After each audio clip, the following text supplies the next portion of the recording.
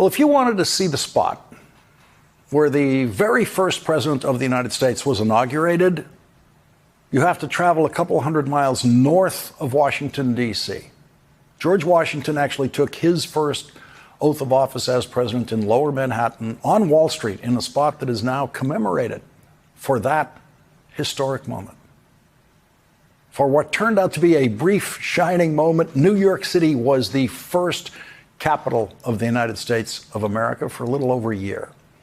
George Washington lived then not in a big White House, but in a New York City rental like so many millions of us have since that time. New York City in those days was, in every important sense, the center of the United States of America. And for a brief, shining moment today, New York City was, in a sense, the center of our political world once again. Two guys from Brooklyn and a guy from Queens walk into a room to discuss the immediate future of the government of the United States of America. It's all up to them. If those three New Yorkers reach an agreement, the government continues its normal operations. If they don't, the government shuts down. They didn't reach an agreement today. And so we are now 26 hours away from Donald Trump's next shutdown of the American government. The last time the government shut down was the last time Donald Trump was president. One of the guys from Brooklyn reminded the guy from Queens that there were no government shutdowns when Joe Biden and the Democrats were in charge.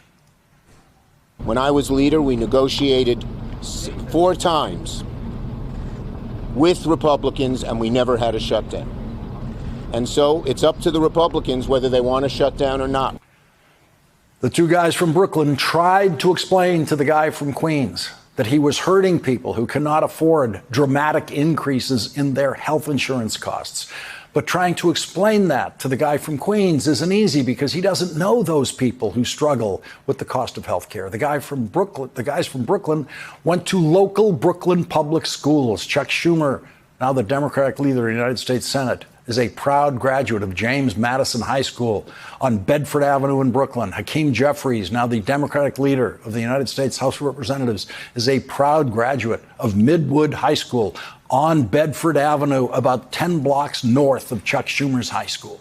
And Donald Trump is the rich kid from Queens who now occupies an Oval Office he has stained with the vulgarity of his obsession with gold, and he went to boarding school. Boarding school is not the place where you meet people whose families have trouble paying the bills.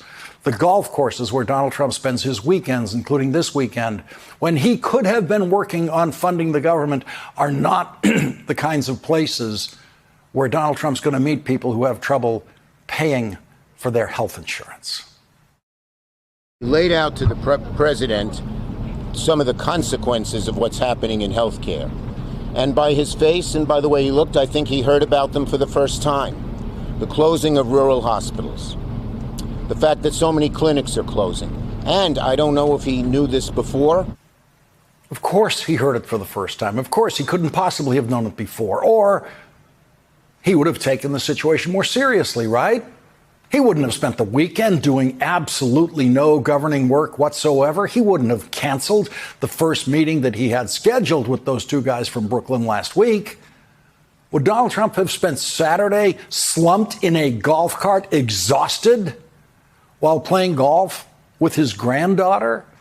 If Donald Trump knew what was at stake in the funding of the government, would he have been posting on social media, sending out a quote, all necessary troops, this is what he said, all necessary troops to protect a ravaged war area? Ukraine? Gaza? No. Donald Trump tweeted about sending 200 National Guard troops, quote, to protect war-ravaged Portland. Portland has never been war-ravaged. No part of the United States of America has been war-ravaged since Abraham Lincoln was president, and the Confederate States that now so enthusiastically support Donald Trump were making war against the United States of America. Of course, if Donald Trump thinks Portland is war-ravaged, then his cognitive decline has reached very, very, very high speed, and it's getting faster. Well, I think the first thing everyone should remember is the reason we're in this situation is because Congress can't get its act together, right? Congress hasn't been able to pass the individual bills needed to fund the government over the course of a year. And the party in power of both chambers of Congress is the Republicans. So you have to start there. Now, that said, we are down to the wire now in a very bitter fight, and the Republicans have put forward a clean, continuing resolution. The Democrats now face the choice of, do we go along with that and extend Donald Trump's government funding at its current levels, or do we fight to get something that's good for Democrats and good for, in their view, the American people? And that is rolling back some of these cuts to health care that the Republicans have already enacted. And so, look, Chuck Schumer was in a jam earlier when he went along with the Republicans on this. He's facing a lot of political pressure to fight and get a win here for Democrats and to get some Democratic policies enacted. And so, I think they seem dug in, and they seem that they're going to hold out and not go along with the Republican proposal. Every day. There was other evidence of that dramatic cognitive decline this weekend when Donald Trump should have been concerned about how to keep the government running. And he was instead tweeting an imaginary image of firing someone he cannot fire. There's Donald Trump in a possible flight of dementia, thinking that he's in his old TV show, and he's the chairman of the Federal Reserve, is a contestant in his own TV show who Donald Trump can fire. No previous president has been deranged enough to imagine that he could fire the chairman of the Federal Reserve. After that burst of possible dementia, Donald Trump's next entry in social media was, quote, "make crime illegal again." Okay, Donald, should we make water wet again? And then on Sunday afternoon, with the nation reeling from a deadly attack on a Mormon church in Michigan, Donald Trump posted a video imagining that marijuana can solve all of his elderly health problems. Was Donald Trump high at 4:48 p.m. when he tweeted a goofy sci-fi style video about how cannabis can completely cure every single thing that people his age are suffering? If Donald Trump believes what he tweeted, there is no reason to think that he doesn't. He tweeted it, he must think it, then Donald Trump is probably using cannabis. Why wouldn't he? It cures every problem he has. I don't know why he still has that problem with his ankles if he's using cannabis the way he's telling people to, the way that video urges people to use it. But cannabis use can have accompanying energy slumps, which could explain Donald Trump's apparent low energy in that golf cart on Saturday. And this morning, Donald Trump woke up possibly still high, because at 8:43 a.m., he posted about a self-proclaimed New York City communist running for mayor. The problem is there is no self-proclaimed New York City communist running for mayor. Trying to teach Donald Trump the difference between a socialist and a communist is, of course, impossible, because he is incapable of learning. But it is the difference between Bernie Sanders and Kim Jong-un. In that same post, Donald Trump said that communism has failed, quote, for thousands of years. Thousands of years?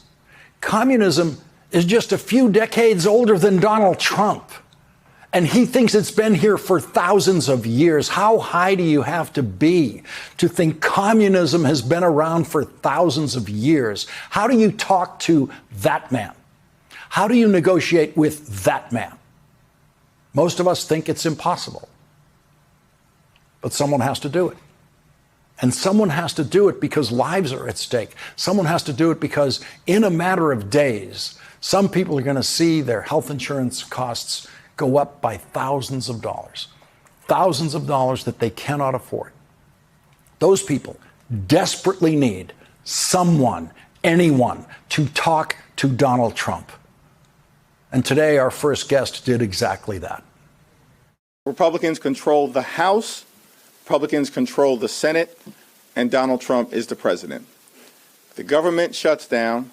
It's because Republicans have decided to shut the government down and hurt the American people. And that's a point that we made loudly and clearly. The Federal Unionist Network put out a statement today supporting Senator Schumer and Congressman Jeffries, saying a government shutdown is never plan A. Federal workers and the communities we serve will face severe hardship, but federal workers will willingly forego paychecks in the hopes of preserving the programs we have devoted our lives to administering. In order to save our services today, we need to send a message to this administration that enough. If you want a snapshot of everything wrong with Donald Trump's approach to governing, just look at this mess. The country is 26 hours away from another shutdown. Yes, another, because the guy in charge can't be bothered to treat the basics of government like they matter. Instead of sitting down and hashing out solutions, Trump's weekend was filled with golf carts, ranting social media posts, and bizarre fantasies about communism lasting thousands of years. I mean, all right, Mao Trump. Meanwhile, millions of Americans are bracing for skyrocketing healthcare costs and the closure of rural hospitals. That amounts to negligence, not leadership. But here's the blunt truth. Trump doesn't live in the same reality as the people he's supposed to represent.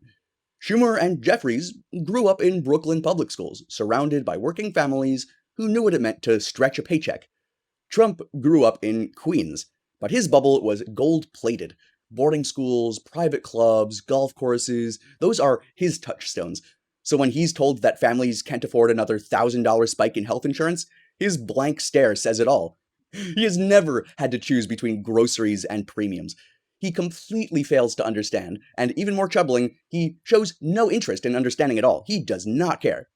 This shutdown threat reflects a zero-principled stand. It reflects Trump doing what he always does, treating real people's lives like bargaining chips.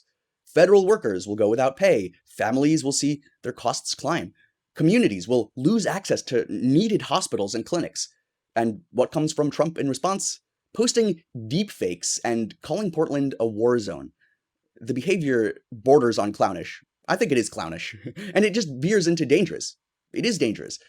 A president should focus on keeping the government functioning, not on trolling people online and creating chaos. And let's be clear, Republicans control the House, the Senate, and the White House, and the Supreme Court, and the federal government. If the government shuts down, responsibility falls squarely on them, period. Trying to spin it as Democrats' fault amounts to gaslighting. The Democrats are fighting to preserve healthcare subsidies that literally keep people alive, and they're also not in power. Trump and his crew are the ones playing chicken with the entire federal workforce. At the end of the day, governing by chaos defines Trump's style. He thrives on brinksmanship because it feeds his brand, the strong man who refuses to play by the rules. But real leadership involves grasping the stakes, respecting the people you serve, and preventing unnecessary crises. Trump falls short on all counts. And if this government shutdown goes through, it'll serve as more proof that his instincts inflict active harm on the country.